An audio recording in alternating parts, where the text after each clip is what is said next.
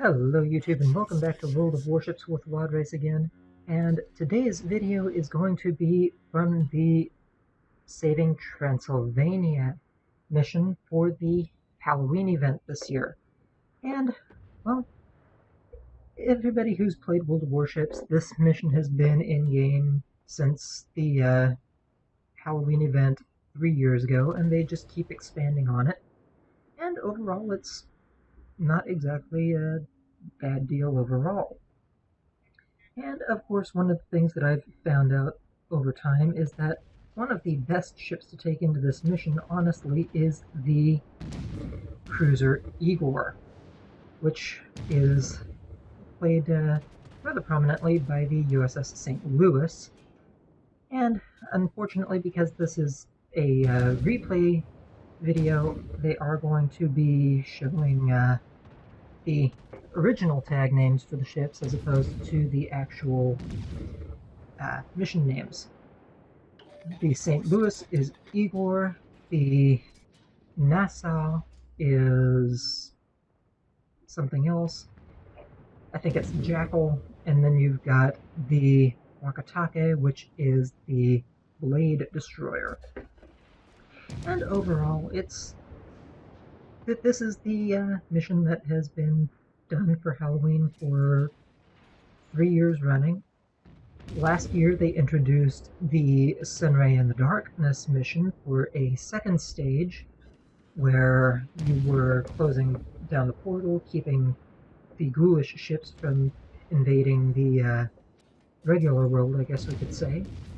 And this year, as a new surprise, they are introducing submarines into World of Warships for a third stage mission called Terror of the Deep.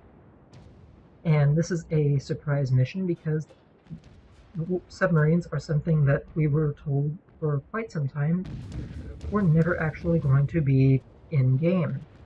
So it's going to be interesting to see how all that works.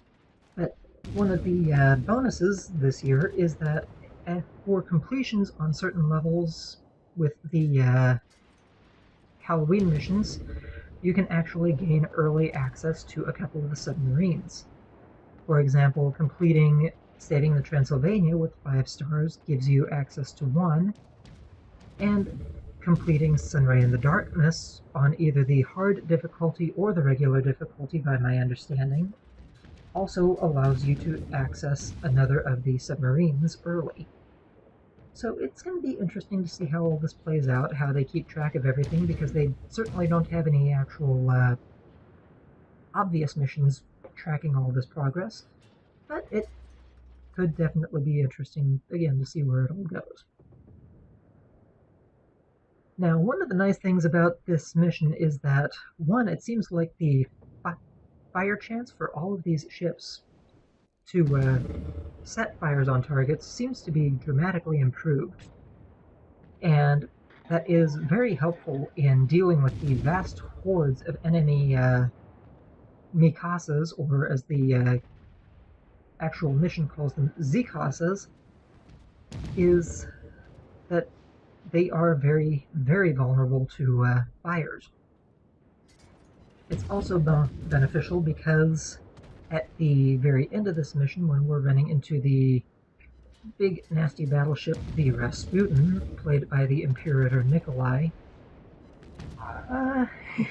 which has some 200,000 hit points, those fire chances definitely add up, and they make everything so much easier.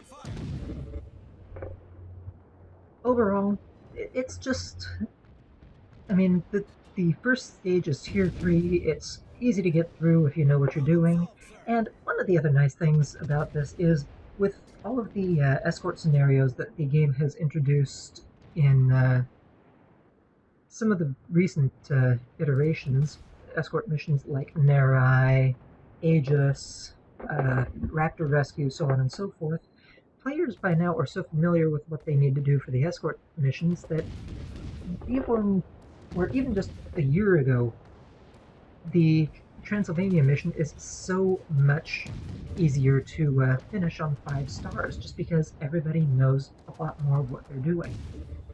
And it definitely helps. In fact, my first run in saving Transylvania this year was 5 stars right out the gate, and it was actually one of the better runs that I've had. Even so, I haven't yet to see a run that has come at anything under 3 stars, which, I mean, granted, 3 stars at a tier 3 operation is kind of a, I guess you could say it's kind of a a downer, but at the same time, it's not like some of the prior runs I've had in years previous, where players just really didn't seem to know what they were doing, and you would get 0-star runs for no apparent reason. And yeah, so it's definitely better all around this year. And I have also tried a couple of runs. I was able to get my clan to form a division for the Sunray and the Darkness, but let's just say right now the only thing that we can access for that is the hard mode, and, well, that is, as it says, it's very hard, and we definitely had our share of difficulties in even just finishing it with 1 star, let alone 2 or more. In fact, I think we only even had 1 successful run out of 4 attempts, and that was about all we could coordinate with everybody who was accessible at the time. But yeah, we had a couple of runs where we were 1 ship short, and we definitely felt that in hard mode.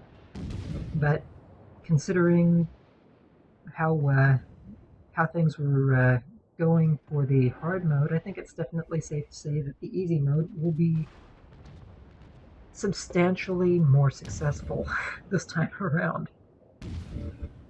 I will say that the first run I was trying to run as the aircraft carrier, which, well, I'm not exactly a bad aircraft carrier player. I'm definitely not the person who needs to be running it for the operation, that's for sure.